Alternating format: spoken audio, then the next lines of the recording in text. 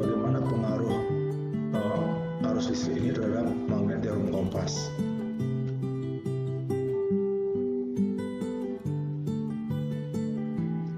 Nah, kesimpulan dari hasil percobaannya Austin didapatkan bahwa ketika kawat ini dialiri arus listrik, ternyata jarum kompas itu menyimpang. Ya, ternyata jarum kompas itu menyimpang. Jadi dari sinilah disimpulkan bahwa ada hubungan kaitan yang erat antara listrik dengan magnet. Jadi ada hubungan. Jadi ketika ada arus listrik, magnet ini menyimpang. Nah, itu berarti bahwa kawat yang berarus listrik ini bisa bersifat sebagai magnet. Jadi kawat yang berarus bisa jadi magnet. Kesimpulannya, di sekitar kawat berarus listrik akan timbul medan magnet. Jadi di sekitar kawat berarus listrik akan timbul medan magnet. Nah, kemana arah medan magnet di sekitar kawat berarus listrik? Kemana arahnya medan magnet? Dari hasil percobaannya didapatlah kesimpulan bahwa arah medan magnet di sekitar arus listrik itu arahnya melingkar. Arahnya melingkar mengikuti aturan genggaman tangan kanan.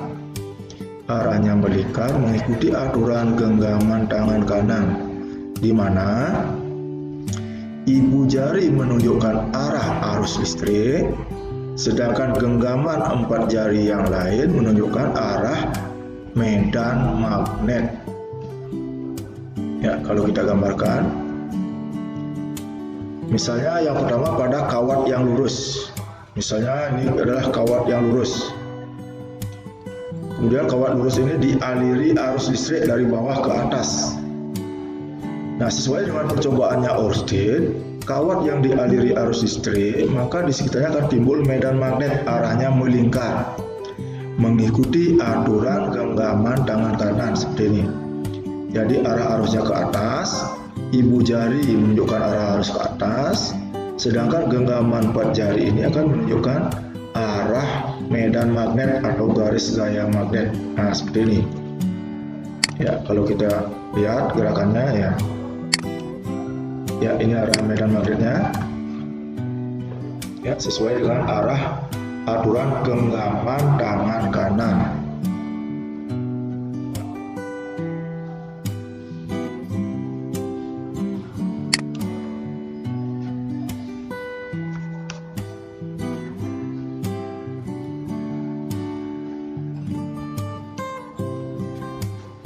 Nah, contoh-contoh yang lain, misalnya yang pertama, arah arusnya turun, ya. Jadi kemana arah medan magnetnya? Jadi akan mengikuti aturan genggaman tangan kanan. Ya, akan mengikuti aturan genggaman tangan kanan. Ya, arah arusnya turun, ya, ya, aturan genggaman tangan kanan. Maka arah medannya ini merah. Yang kedua, ya, arah arusnya ke kiri. Jadi arah medannya kemana? Ya, kita perhatikan dengan aturan genggaman tangan kanan, berarti ke atas. Ya. Yang nomor 3, arah arusnya sana. Jadi arah medannya ke atas juga. Ya. Yang 4, ya, arah medannya ke kanan. Ya, ini arah arusnya ke kanan, di arah medannya turun. Ya. Yang kelima, arah arusnya turun, arah medannya ke kiri. Ya, perhatikan.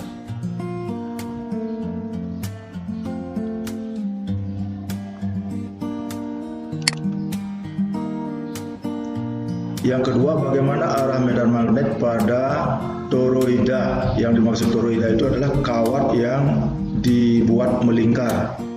Kawat yang dibuat melingkar, kemudian dialiri arus listrik. Kemana arah medan magnetnya di sini? Kemana di sini? Di sini, mana? Di sini, kemana? Ya. Ya. Jadi misalnya kita masukkan arus seperti ini, yang merah-merah ini. Jadi kita bisa terapkan aturan genggaman tangan kanan overstick. Ya.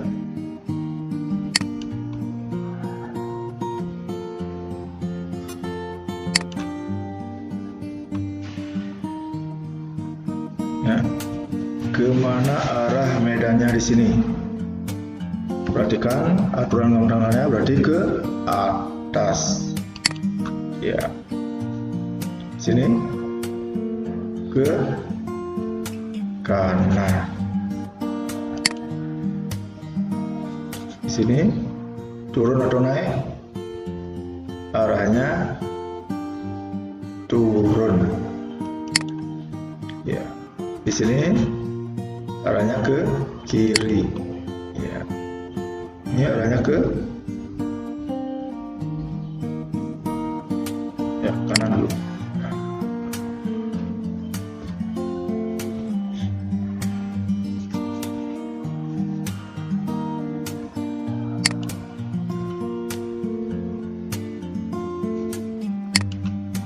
Selanjutnya pada selenoida.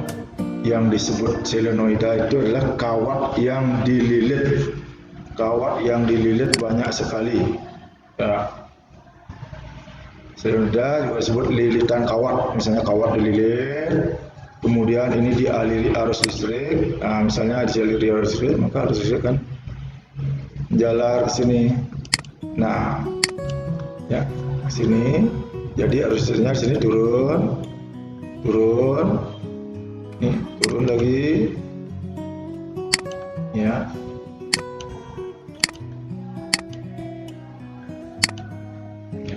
Jadi keluar, masuk, keluar. Perhatikan di sini arah medan, arah arus di depan lilitan, di depan solenoid ini arahnya semuanya turun. Nah, kemana arah medan magnet di kawat-kawat ini? Ya.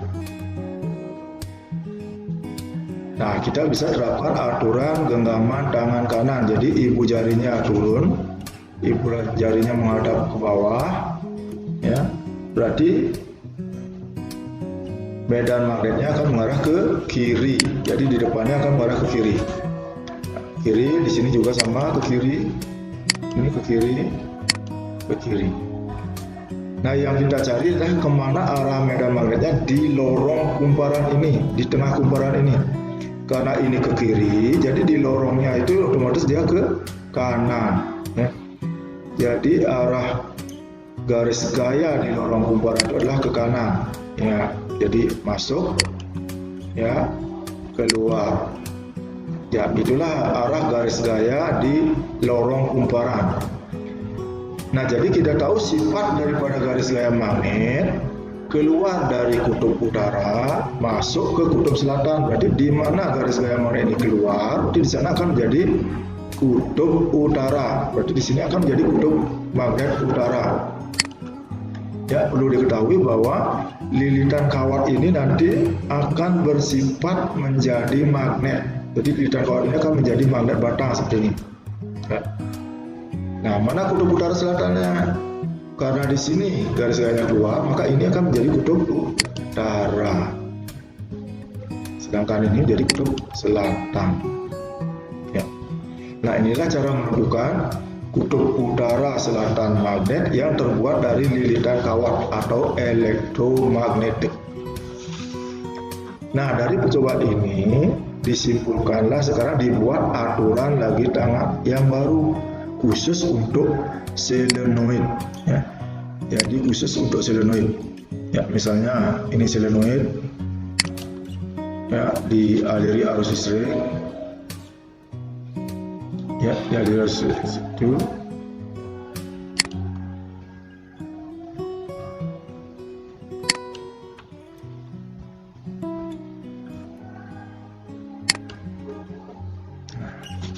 Jadi seperti tadi dialiri arus listrik, kita lihat di sini semuanya arah arusnya ke bawah. Jadi dari sinilah dibuat suatu aturan genggaman tangan kanan yang untuk solenoid, genggaman tangan kanan untuk solenoid.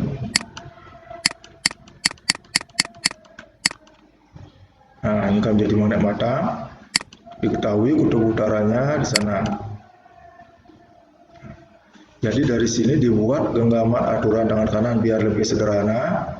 Jadi dilihat ini ujung-ujung arus listriknya yang mengarah ke bawah ini diasumsikan sebagai genggaman tangannya, genggaman tangan kanannya. Ya. Nah, arus listrik di depan lilitan, di depan solenoid, ya ditunjukkan dengan genggaman tangannya. Sedangkan ibu jari ya ini menunjukkan arah garis gaya magnet di lorong kumparan atau otomatis dia akan menjadi kutub utara. Jadi ibu jari akan menunjukkan kutub utara. Jadi genggaman 4 jari menunjukkan arah arus di depan solenoida, depan kumparan. Ibu jari menunjukkan kutub utara. Genggaman 4 jari menunjukkan arah arus di depan lilitan, sedangkan ibu jari menunjukkan arah garis gaya magnet di tengah lilitan. Dia akan menjadi kutub utara. Nah, inilah nanti dipakai untuk menentukan kutub utara magnet daripada elektromagnetik. Nah, contoh, misalnya satu kita punya lilitan seperti ini. Diketahui arusnya di sini adalah keluar. Nah, karena di sini keluar, bisa kita merunut nanti arusnya yang di depan lilitan. Karena dari sini kita mungkin sulit menentukan arah arusnya, kita bisa dari ujung yang satu lagi. Karena di sini keluar, di sini pasti arah arusnya masuk. Ya, karena di sini keluar, di sini pasti masuk. Kita runut, ya, runut. Jadi di sini arahnya ke kanan, ya, kanan. Kanan. Nah, sekarang terapkan aturan genggaman tangan kanannya. Jadi arah ibu jarinya pasti ke atas. Jadi inilah kan menjadi kutub utara. Nah, ini.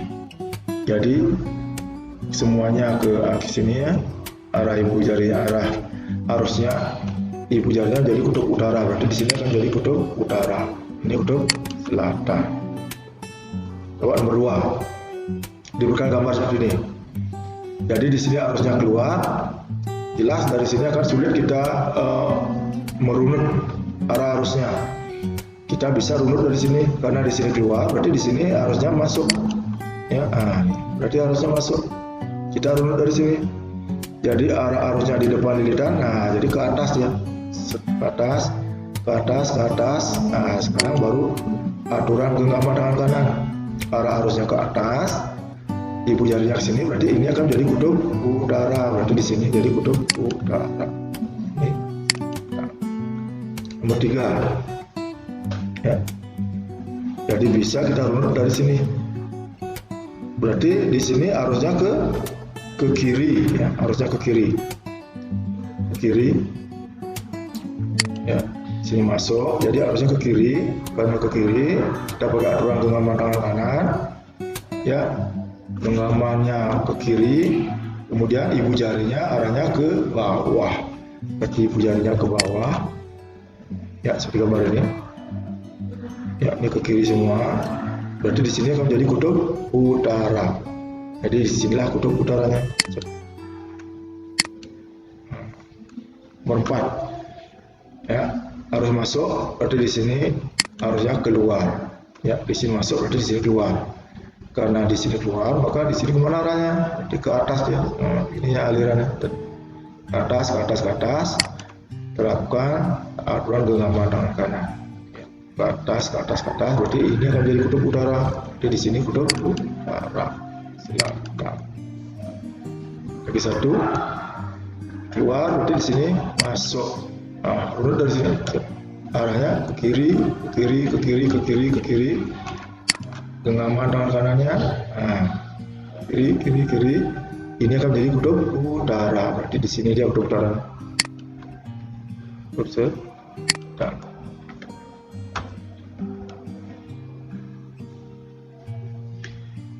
Nah, penerapan percobaan Oersted pada teknologi itu adalah paling sederhana pada bel listrik. Ya, bagaimana kerja dari bel listrik dari penerapan percobaan Oersted? Kalau kita buat skemanya seperti ini, ya ini batang besi dililiti dengan kawat, ya, jadi nyambung kawatnya ini dengan ini, dililit dengan kawat, dihubungkan dengan suatu pemukul, ya. Ini batang besi, logam semuanya dihubungkan dengan pemukul lonceng. Ini loncengnya. Kemudian ujung kawat lagi satu dihubungkan dengan baterai dengan saklar, kemudian dihubungkan dengan ini penunjuk yang menghubungkan nanti dia ke pemukul. Nah, dimulai dari saklar, ya. Saklarnya dipencet atau dihubungkan, maka akan ada arus listrik mengalir. Nah, karena lilitan kawat mendapat arus listrik, maka besi yang ada di sini akan menjadi magnet. Ya. Karena besi akan menjadi magnet, otomatis dia akan menarik benda ini, pemukul ini. Ini ditarik oleh magnet, besinya ini ditarik oleh magnet, sehingga pemukul ini akan memukul lonceng. Ya. Lonceng. Nah, kemudian ini karena ini ditarik ke sini, maka ini terlepas, sehingga otomatis listriknya terlepas lagi. Karena listrik terlepas berarti magnetnya hilang. Magnet hilang, ini terlepas lagi, kembali mencantol, kembali berhubungan dengan listrik. Lagi mendapat listrik, ya, lagi menjadi magnet, lagi ditarik, tayang lagi. Nah, begitu seterusnya sehingga dia akan menjadi bel yang gitu. Ya. Kita lihat teknologinya.